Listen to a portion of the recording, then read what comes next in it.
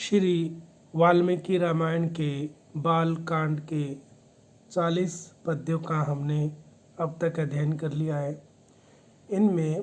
भरत श्री राम के पास शासन करने के लिए आग्रह करते हैं, किंतु श्री राम द्वारा मना करने पर उनकी चरण पादुका लेकर वो नंदीग्राम से शासन करने लग जाते हैं। और उसके बाद जब भरत को वो लौट जाते हैं, उसके बाद राम सोचते हैं कि अगर चित्रकूट में रहे तो अयोध्या के नागरिक और ये भरत आदि परिजन बार बार आते रहेंगे। यह विचार करके उन्होंने दंडकारण्य, जो कि एक सघन जंगल है, उसमें प्रवेश करते हैं और वहाँ पर बहुत से राक्षसों का वध करते हैं और विभिन्न ऋषियों से मिलते हैं। तो 40 पद्य के बाद आगे से हम आज 41वें पद्य का अध्ययन करेंगे। प्रविश्य तु महारण्यम रामो राजीव लोचना विराधम राक्षसम हत्वा शरभंगम ददर्श। हा ये है, इसके ऊपर हई लिखा हुआ है, ये त्रुटिवश लिखा गया है। सुतीक्ष्णम च अपि अगस्त्यम च अगस्त्या भ्रात्रम तथा। तो हा का मतलब कि ये प्रसिद्ध है। क्या प्रसिद्ध है कि तथा महारण्यम, तथा उस प्रकार से का तात्पर्य है कि चित्रकूट से प्रस्थान करके महारण्यम, महान जंगल, अर्थात जो दंडक का विशाल सघन वन है, उसमें तू प्रविश्य, उसमें तो प्रवेश करके, ये तू यहाँ पर एक छंद की पाद पूर्ति के लिए आया है, अव्यय है। तो प्रविश्य प्रवेश करके,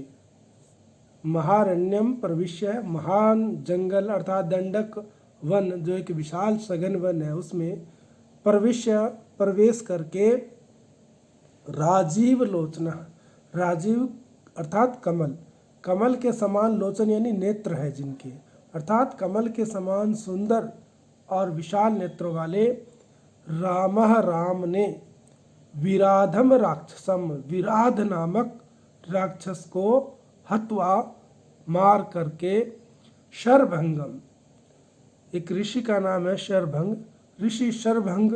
सुतीक्ष्णम और ऋषि सुतीक्ष्ण, अगस्त्यम और महर्षि अगस्त्य, अगस्त्य भ्रात्रम और महर्षि अगस्त्य के भ्राता यानी भाई ईदमवान, या जिन्हें सुदर्शन भी कहते हैं, उनको ददर्श देखा, अर्थात उनके दर्शन किए। तो एक राक्षस, विराध नामक राक्षस का वध करके राम ने दंडकारण्य में ये जो ऋषि है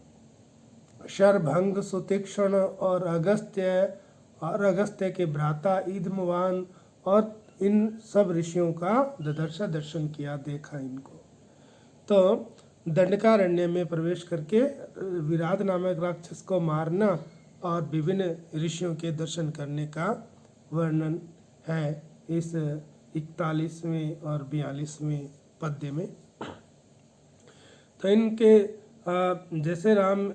इस दंडकारण्य में जाते हैं तो आगे बहुत सारे भयंकर राक्षसों का वध करेंगे और अनेक ऋषियों का आशीर्वाद उन्हें मिलता जाएगा।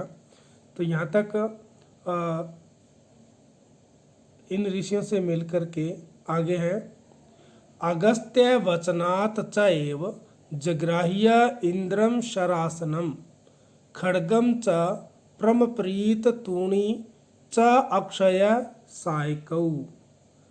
अगस्त्य वचनात् च, और अगस्त्य महर्षि अगस्त्य के वचनात् वचन से, महर्षि अगस्त्य के कहने पर या महर्षि अगस्त्य के वचनानुसार, उनके निर्देशानुसार, एव ही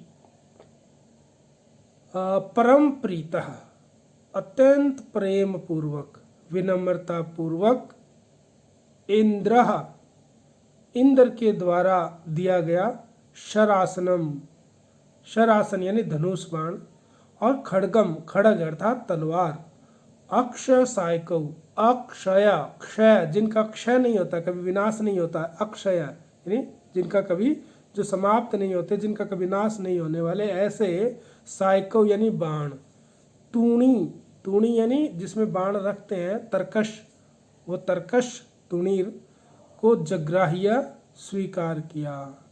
यानी महर्षि अगस्त्य के कहने पर राम ने बहुत ही विनम्रता के साथ इंद्र द्वारा दिया गया धनुष, तलवार और अक्षय बाण, जो कभी समाप्त नहीं होने वाले बाण, और उन बाणों के लिए जो तुणीर है, तरकश है, उसको उनसे स्वीकार किया अर्थात उनसे ग्रहण किया, जग्राह्य अर्थात ग्रहण किया। तो अगस्त्य वचनात्, महर्षि अगस्त्य के कहने पर या महर्षि अगस्त्य के निर्देश से, एमन ही राम ने